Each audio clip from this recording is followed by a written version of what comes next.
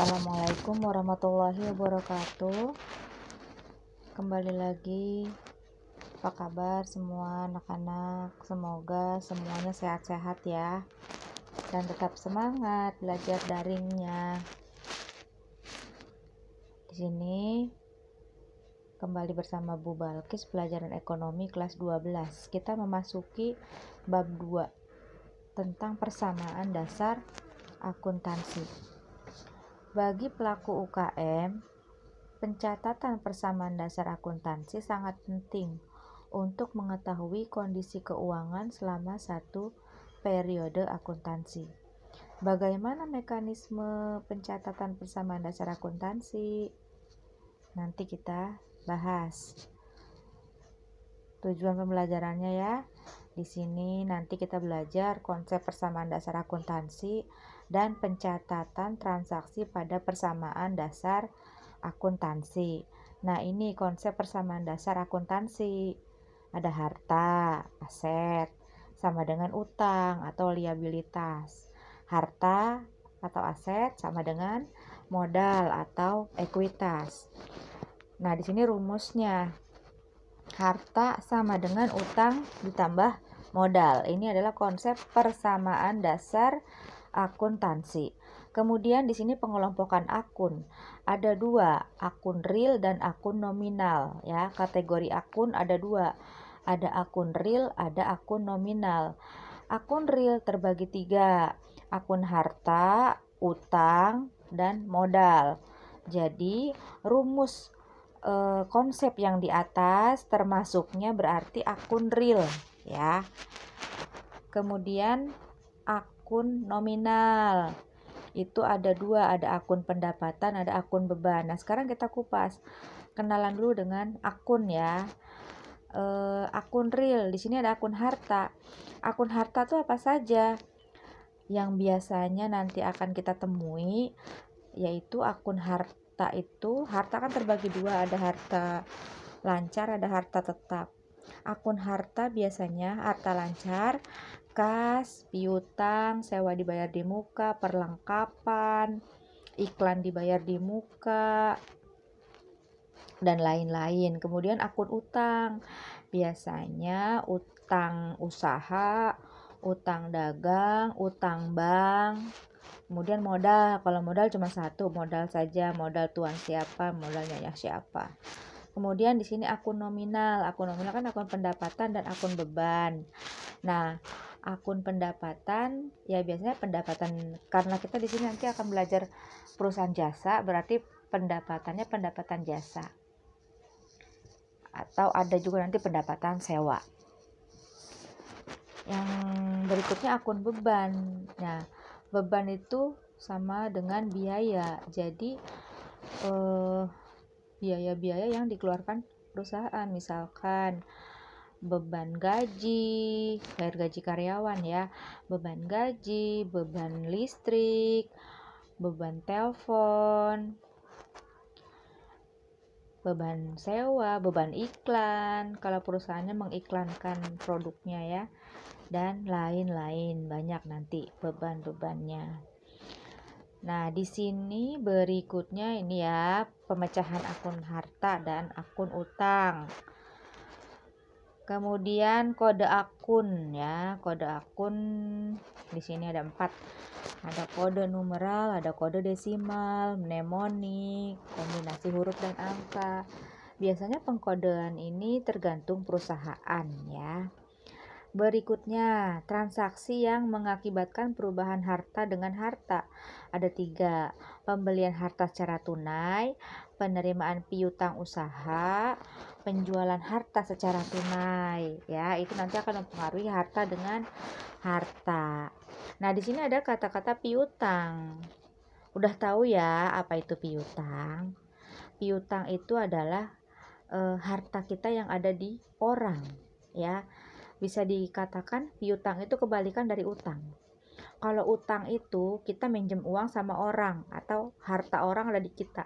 Kalau piutang kebalikannya, uang kita atau harta kita ada di orang. Kemudian transaksi yang mengakibatkan perubahan harta dengan utang. Ada 3 kategori: pembelian harta secara kredit, memperoleh pinjaman dari kreditur, membayar utang sewa. Ya, nanti ini yang kaitannya dengan akun utang ya. Kemudian transaksi yang mengakibatkan perubahan harta dengan modal. Nah, ini ada 2 kategori. Investasi yang dilakukan oleh pemilik modal ya, penanaman modal, sama memperoleh pendapatan.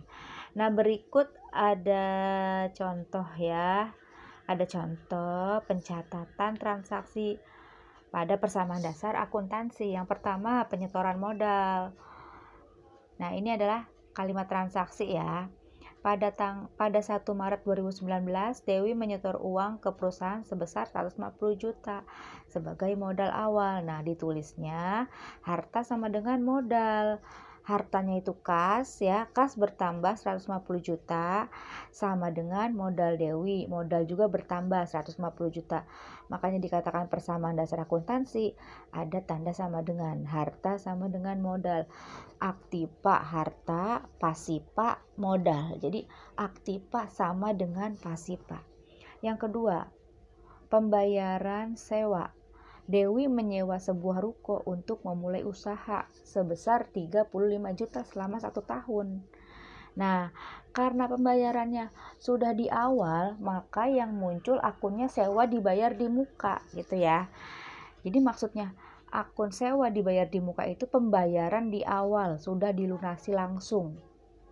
Nah, di sini kas 150 juta itu yang tadi ya. Kemudian untuk yang tanggal yang nomor 2-nya 35 juta ya, kasnya berkurang. Nah, di sini ada tanda kurung. Dalam akuntansi berkurang itu dikurung gitu ya. Jadi lihat kolom kas, kasnya kan tadi penyetoran modal 150 juta dikurangi Dewi menyewa ruko, dia udah bayar di awal 35 juta, berarti 150 juta dikurangi 35 juta, saldonya 115 juta. Kemudian yang bertambah akun sewa dibayar di muka bertambah 35 juta, berarti akun harta atau aktiva itu ada kas, ada sewa dibayar di muka, semua dijumlahkan 115 juta ditambah 35 juta. Nah, modalnya tetap, modal tetap 150 juta. Jadi ketika yang di bawahnya dijumlah itu sama nilainya. Kemudian pembelian peralatan.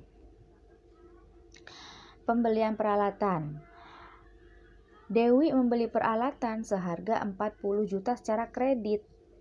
Nah, membeli peralatan kredit ini pengaruhnya terhadap utang. Peralatan harta, berarti ini pengaruh harta dan utang.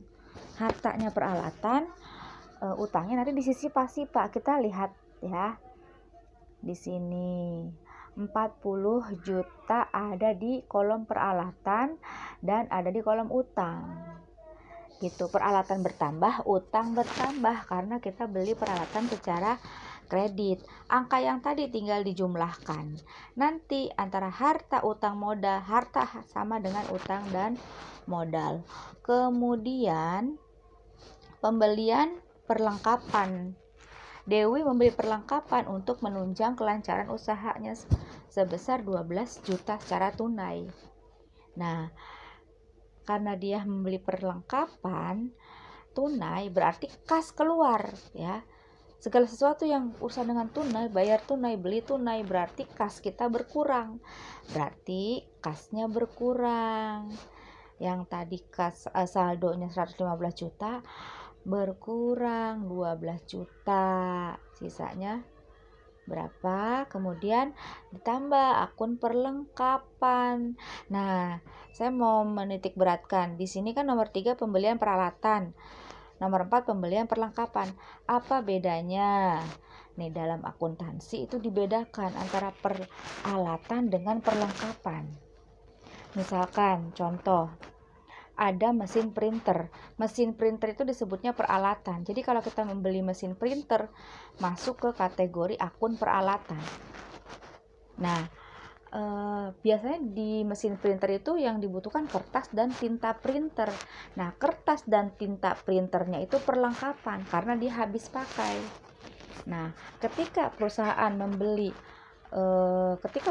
membeli kertas dan tinta printer, nanti kategorinya akunnya perlengkapan karena yang dibeli habis pakai gitu ya. Jadi akun perlengkapan digunakan untuk barang-barang yang habis pakai. Kalau peralatan biasanya barang-barang yang ada nilai penyusutannya, dia bisa digunakan dalam jangka waktu lebih dari 1 tahun. Itu ya perbedaannya. Oke, di sini kan tadi perlengkapan tunai, berarti perlengkapan bertambah, kas berkurang. Ya mungkin sekiranya sekian dulu ya. Sekian dulu, mungkin nanti ada penjelasan berikutnya. Terima kasih. Wassalamualaikum warahmatullahi wabarakatuh.